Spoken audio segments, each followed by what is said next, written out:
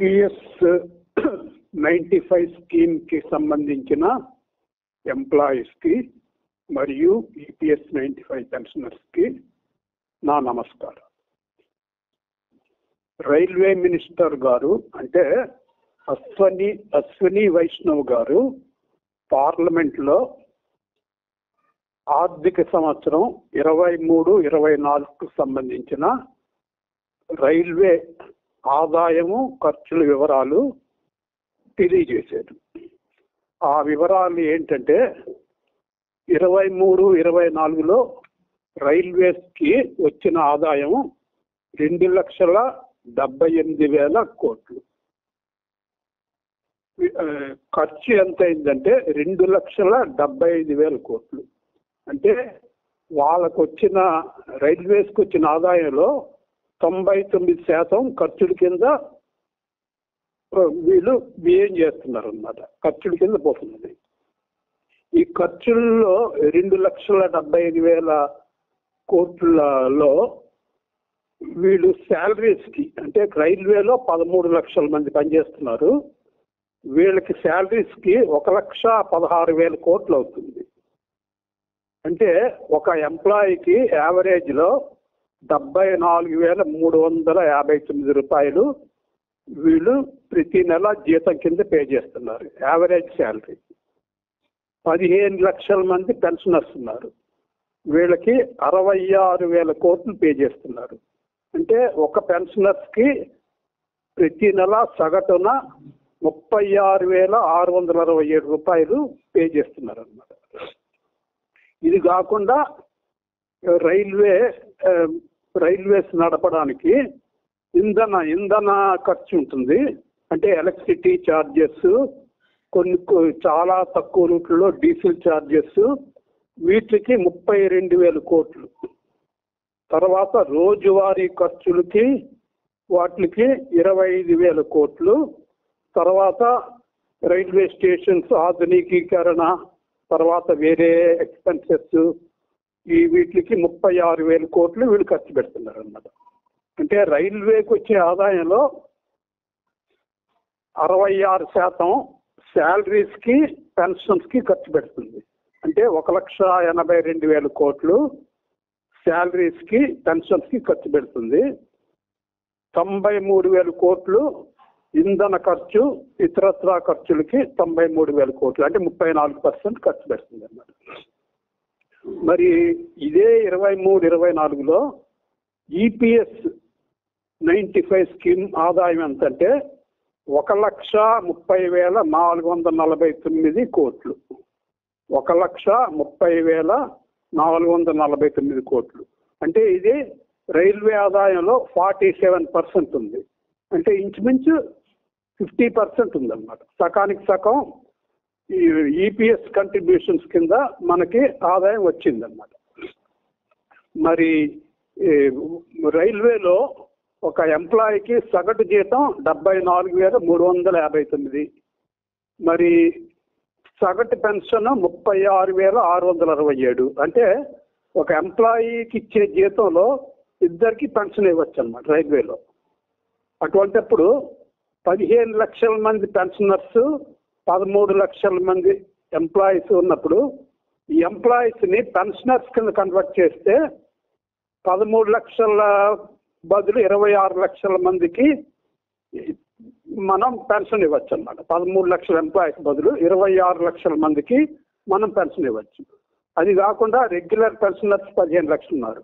అంటే 41 లక్షల పెన్షనర్స్కి railways pay చేస్తున్న మంత్లీ యావరేజ్ పెన్షన్ 36,667 రూపాయలు. మరి రైల్వేకి వచ్చే ఆదాయంలో 50% ఈపీఎస్ కంట్రిబ్యూషన్స్ కింద వస్తున్నప్పుడు ఈపీఎఫ్ఓకి వీళ్ళు ఎంత పెన్షన్ పే చేయాలి అని మనం లెక్కేస్తే ఈ 23-24లో పెన్షనర్స్ సంఖ్య, ఈపీఎస్ పెన్షనర్స్ సంఖ్య 78,49,338 రూపాయలు. వీళ్ళకి రైల్వేకి ఏ విధంగా పే చేస్తున్నారో ఆ విధంగా పే చేస్తే, అంటే ఈపీఎస్ 95 స్కీమ్ కింద వచ్చిన ఆదాయాన్ని పరిగణలోకి తీసుకొని రైల్వేస్ ఏ విధంగా పే చేస్తున్నాయి పెన్షన్ ఆ విధంగా తీసుకుంటే ఒక్కొక్క పెన్షనర్కి 9,001 రూపాయి వస్తుంది. 9,001 రూపీస్ అన్నమాట. 9,001 9,001 రూపాయి వస్తుంది. మరి రైల్వేస్ 36,667 రూపాయలు ఖర్చు పెడుతున్నాయి. మరి వీళ్ళు 23-24లో యావరేజ్ పెన్షన్ ఈపీఎఫ్ఓ పే చేసింది 1,578 రూపాయలు. అంటే 36,667 సగటు పెన్షన్ రైల్వే పెన్షనర్స్ పే చేస్తున్న దాంట్లో ఇది 4.3% ఉంది. వాళ్ళకి 36,667 రూపాయలు సగటు పెన్షన్ వస్తే మనకి 1,578 వస్తుంది. అంటే ఇది రైల్వే పెన్షనర్స్కి ఇచ్చే పెన్షన్లో 4.3%. ఆ విధంగా అంత తక్కువ వస్తుంది అన్నమాట మనకి. మరి ఇక్కడ ఈ విధంగా ఇంత తక్కువ ఎందుకు పే చేస్తున్నారు అని మనం కొంచెం లోతుగా ఇస్తే రైల్వే కూడా ప్రాఫిట్ అండ్ లాస్ అకౌంట్ ఉంటుంది. వాళ్ళు కూడా ఆదాయానికి ఖర్చుకి తగ్గట్టు ఆదాయం వస్తేనే వాళ్ళు ఖర్చు చేయగలుగుతారు, లేకపోతే వాళ్ళు నష్టాల్లోకి వెళ్ళిపోతారు.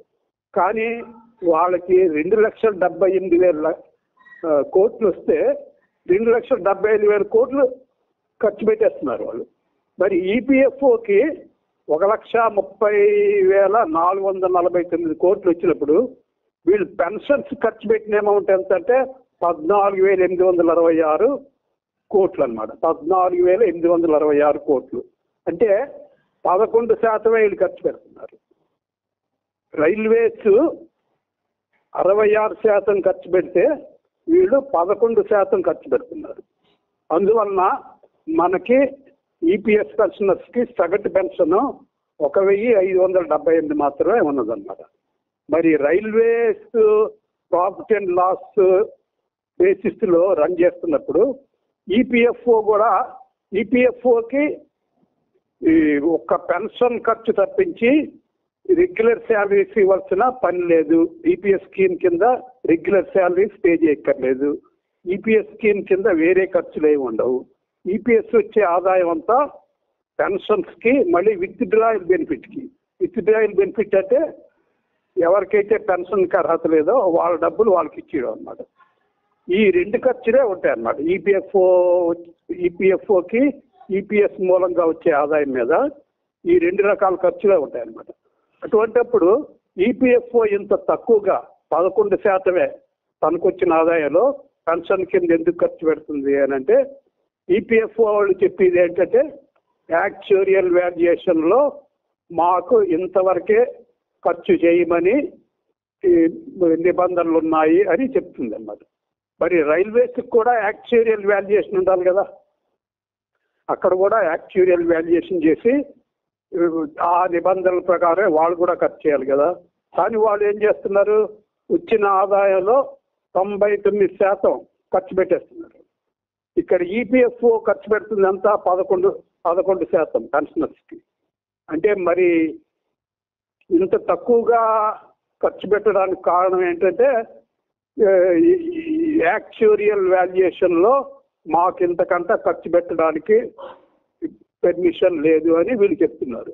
మరి దీన్ని ఎంతవరకు మనం సమర్థించవచ్చు?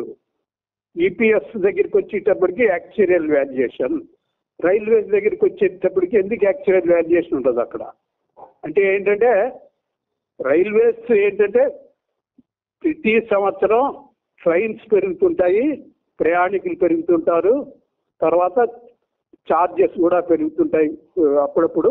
అందువల్ల మాకు ఖచ్చితంగా ఆదాయం వస్తుంది. అందువల్ల మేము ఆదాయంలో 99% మేము ఖర్చు పెడతాము అని వాళ్ళు ఒక నిర్ణయం తీసుకున్నారు.